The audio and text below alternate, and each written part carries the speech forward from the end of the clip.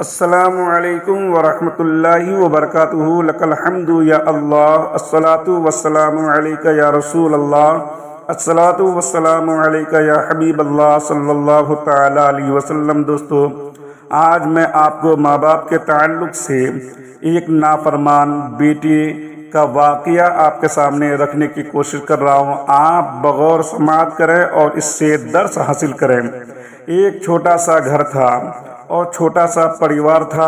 ایک چھوٹا سا گھر میں بوڑھی ماں زمین پر بیٹھ کر دال چھانٹ رہی تھی۔ بیٹا موبائل میں بیزی تھا اور تیز آواز میں باتیں کیا کرتا تھا۔ ماں چونکہ بیمار تھی اور اسی بیمار ماں نے اپنے بیٹے سے کہا، بیٹا ذرا بازار سے دوا لا دو، طبیعت میری ٹھیک نہیں ہے۔ بیٹا غصے میں کہنے لگا کہ ہر وقت دوا کرتی رہتی ہو، مجھے اپنا کام نہیں کرنے دیتی۔ دوستو سوچئے گا، ایک بیٹا اس طریقے سے جواب دے رہا ہے۔ یہ کہانی ہے ایک ایسے بیٹے کی جسے ماں باپ کی قدر تب سمجھ میں آتی ہے جب بہت دیر ہو چکی ہوتی ہے، بہت دیر ہو جاتی ہے۔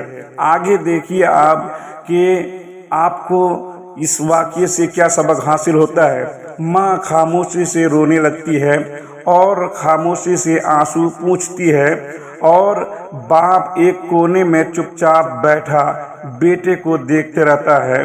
جس ماں نے اسے 9 مہینے تک پیٹ میں رکھا، جس باپ نے دھوپ بارش مصیبت اور برداشت کر کے محنت کی، آج وہی اولاد انہیں بوجھ سمجھنے لگی ہے۔ دوستو پھر آگے ہوتا کیا ہے کہ بیٹا آوارہ ہو جاتا ہے اور بیٹا دوستوں کے ساتھ ہنستے رہتا ہے، کھیلتے رہتا ہے، جوا وغیرہ کھیلتا ہے، پیسہ اڑاتا ہے۔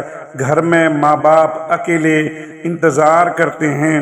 دوستو کیا ہوتا ہے، ماں دھیمی آواز میں بیٹے سے کہتی ہے کہ بیٹا آج گھر جلدی آ جانا۔ بیٹا دیکھیے کیا جواب دیتا ہے۔ بیٹا کہتا ہے کہ میرے پاس فالتو ٹائم نہیں ہے آپ لوگوں کے پاس بیٹھنے کا، میں آپ کے سامنے اپنا ٹائم نہیں دے سکتا۔ دوستو سوچئے گا، نافرمانی انسان کو اندھا کر دیتی ہے، اسے ماں کی دعا اور بد دعا میں فرق نظر نہیں آتا۔ آگے واقعہ کو دیکھیے۔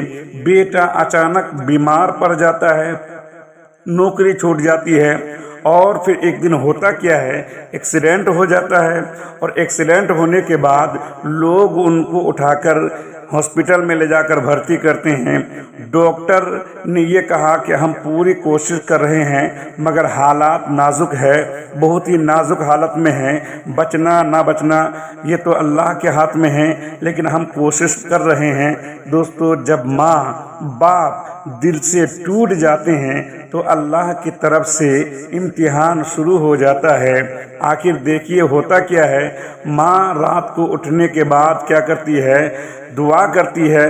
ماں رات میں نماز پڑھتی ہوئی روتے ہوئے دعا کرتی ہے، یا اللہ میرے بیٹے کو ہدایت دے دے، میں نے اسے معاف کر دیا۔ دوستو جس ماں نے درد دیے جانے پر بھی بد دعا نہیں دی، وہی ماں اللہ کے قریب ہوتی ہے اور دعا کرتی ہے، یا اللہ میرے بیٹے کو ہدایت دے اور میرے بیٹے کی جان کو بچا لے۔ دوستو پھر کیا ہوتا ہے کہ بیٹے کو ہوش آ جاتا ہے۔ ادھر ماں دعا کرتی ہے، ادھر بیٹے کو ہوش آ جاتا ہے۔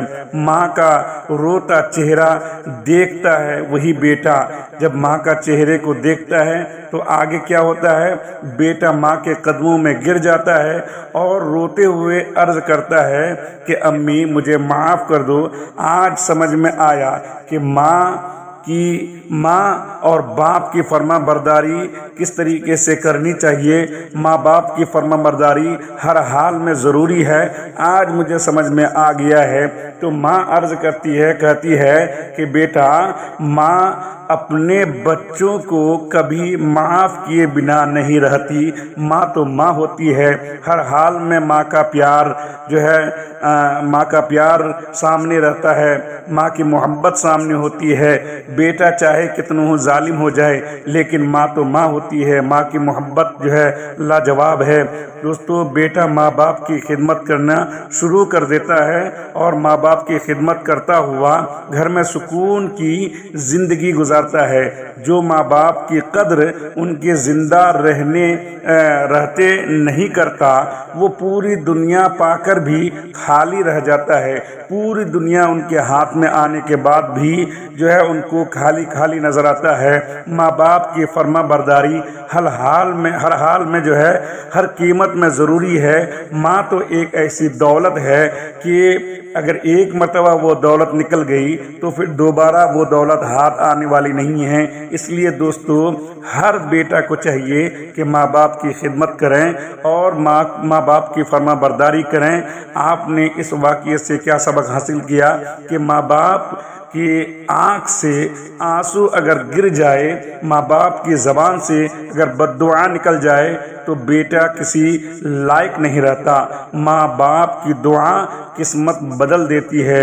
دوستو اس لیے اللہ سے دعا کریں کہ اللہ تعالی ہر بیٹا کو اپنے ماں باپ کی فرما برداری کرنے کی توفیق عطا فرمائے، آمین۔ السلام علیکم ورحمۃ اللہ وبرکاتہ۔